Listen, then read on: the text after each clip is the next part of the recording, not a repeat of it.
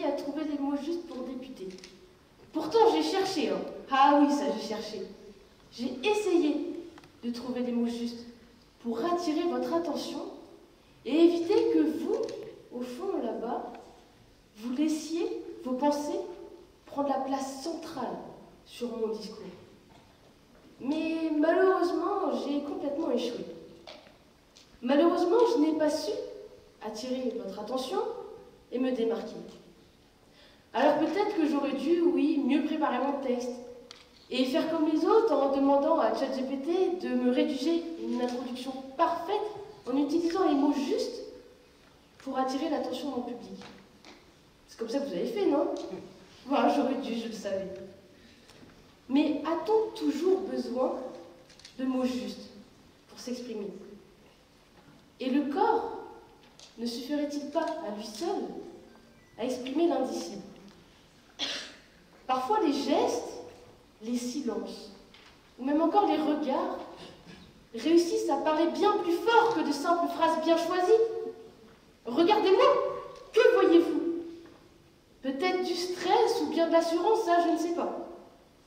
Mais chacun d'entre nous ici, à travers nos attitudes, essaye de faire passer un message bien plus fort que de simples mots justes pourraient le faire. Tout le monde ici connaît la fameuse photo de Robert Doisneau. Oui, tout le monde ici voit ce couple s'enlacer tendrement devant l'hôtel de ville de Paris, au beau milieu du flux des passants parisiens. Que ressentez-vous face à cette photo? Peut-être de l'intrigue ou bien de l'émerveillement? Une photo, un tableau ou encore un film muet réussit à faire passer un message sans même utiliser la parole. Mais maintenant, je vais vous parler d'un sujet qui nous concerne tous. J'avoue, je n'ai pas l'habitude d'aborder ce sujet car les mots me manquent souvent. Mais ce soir, j'ai décidé de me confier à vous. Alors, parlons un peu d'amour. Ah, l'amour, ce sentiment universel et insaisissable.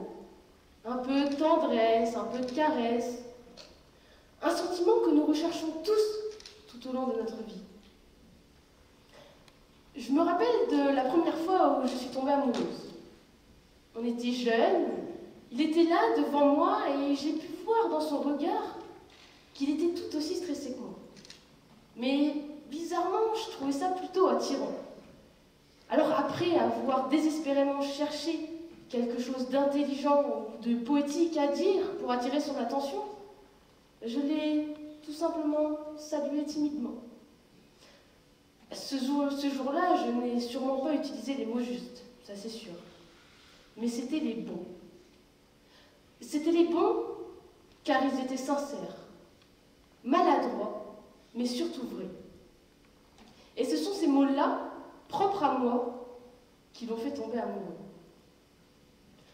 Un simple regard, un silence, ou encore un geste, réussit à parler bien plus fort qu'un « Je t'aime mon chéri, à ce soir ». Ces mots-là, oui, vous savez, qui sont devenus si banals après 20 ans de mariage que l'on sort avant de partir travailler. Des mots auxquels on ne se retourne même plus. Oui, à ce soir, et n'oublie pas les cacahuètes pour l'apéro, hein. Une routine, un fardeau. Des mots justes, mais pleinement vides, sans sentiment et sans sincérité. Même pas un regard, simplement une voix lucide qui claque la porte et qui ne reviendra qu'à partir de 19h. Sans cacahuètes, bien sûr, parce que sinon, c'est trop facile. Les mots n'ont absolument aucun impact sur notre mémoire, contrairement à un baiser, un geste affectueux ou encore un regard qui nous fera sourire toute la journée à chaque fois qu'on y pensera. C'est beau l'amour quand même, n'est-ce pas? Mais passons à un sujet beaucoup plus tragique. Rien à voir avec l'amour. Plutôt le comble de la haine pure que l'on retrouve dans des événements déchirants comme dans les camps de concentration. Comment trouver les mots justes pour décrire l'indescriptible? La Shoah, par son horreur, dépassent tout ce que le langage peut exprimer. Alors moi, j'ai eu la chance de rencontrer une survivante d'un camp d'extermination l'année dernière. Et aucun mot ne suffisait pour décrire son vécu. Ces moments de douleur ou de traumatisme extrême dépassent les capacités du langage. Ses yeux brillants et ses mains tremblantes suffisaient pour nous faire passer ses sentiments. Comment mettre en mots la peur de chaque instant, les regards vides des mourants, ou encore les enfants arrachés à leur mère? Face à un tel traumatisme, il n'existe pas de mots justes. Et trouver les mots justes, c'est tenter de croire que tout peut être maîtrisé. Mais est-ce réaliste? Pensez-vous que nous vivons dans un monde complètement ordonné, maîtrisé, clair et sincère? Comment prendre la parole et mettre un mot sur toutes les horreurs de ce monde? Et pourquoi, moi, devrais-je faire comme tout le monde et tenter de croire que tout est si facile?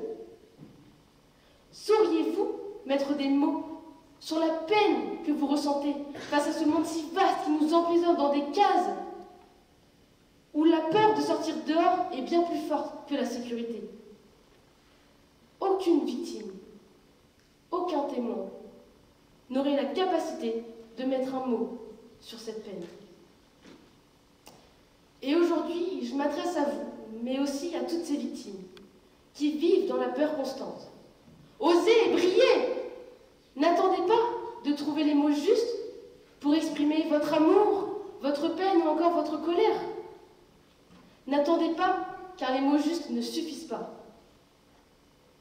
Ce soir, mesdames et messieurs, membres du jury, j'ai essayé d'être juste avec vous. Mais ce qui est sûr, c'est que vous le serez juste. Merci.